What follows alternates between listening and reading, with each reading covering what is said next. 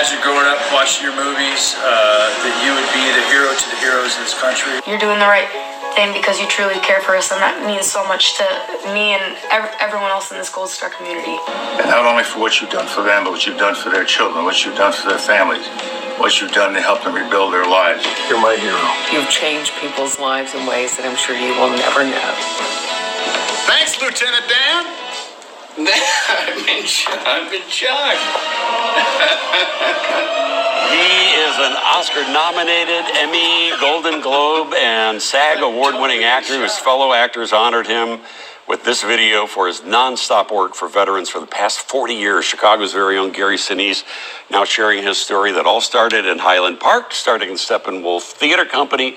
He's got a brand new book, The Greatful American, A Journey from Self to Service. It was so interesting just now watching that video. I can only imagine how you must felt while you were watching it on the laptop. Total shock, total surprise. I had no idea they were sneaking around behind my back, pulling that together. And if you see the video, there's a lot of people on that. So that's a lot of logistics, just trying to rope them all in and get them to send in videos and all that. So it was a stealth Navy SEAL operation behind my back, sneaking around.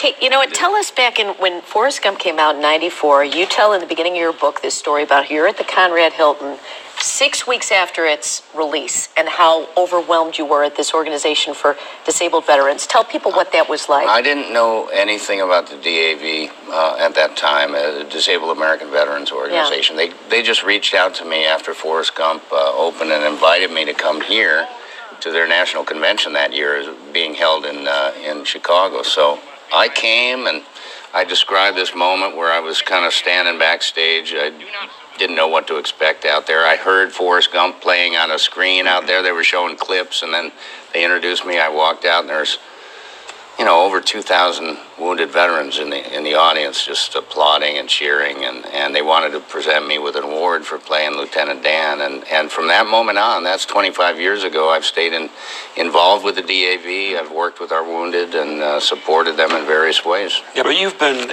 involved in doing things with veterans. I remember you telling me a story that, people think that your involvement started with Forrest Gump and Lieutenant Dan, but it was because of relatives in your family that you became interested and had a better understanding of that we need to appreciate and honor our veterans. I have veterans on my side of the family. My grandfather, they were born in Blue Island.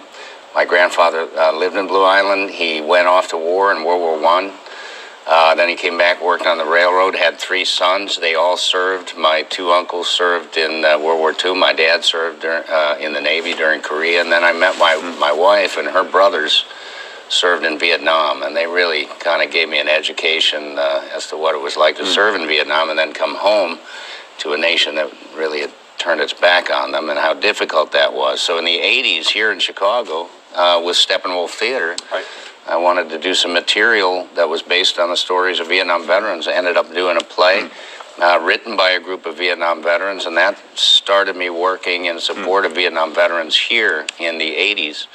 And then I got to play the Vietnam veteran in Forrest Gump in the 90s, and then, I just kept going. But when you from Robin mentioned the meeting with all these veterans, and they called it an honest portrayal. You're not the first person to play a wounded veteran. What was it about that role that seemed to connect with them at that point in time? What was so? What I described this in Greatful American a little bit. One of the things that I think about the character of Lieutenant Dan is that he was okay in the end. And they started making movies about Vietnam and the Vietnam experience and the Vietnam veteran experience back in the late 70s. And the deer hunter coming home, casualties of war, platoon. At the end of these movies, you always wondered if the veteran was going to be all right. I mean, and sometimes you thought, well, that guy's, he's not going to be okay. But at the end of Forrest Gump, he goes through all the anguish and pain and post-traumatic stress and everything like that. But in the end, he's successful in business. He's moving on with his life. He's got new legs. He's married.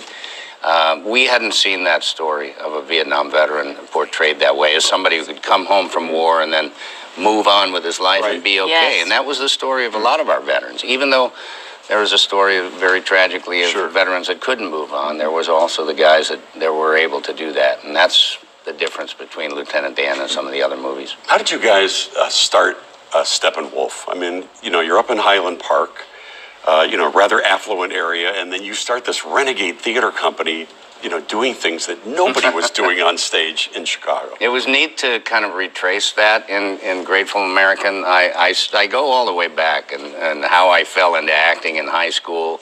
I went to Highland Park High School, and that's where I fell into the theater department. These pictures are awesome. Oh my gosh. Yeah. There I am. Yeah.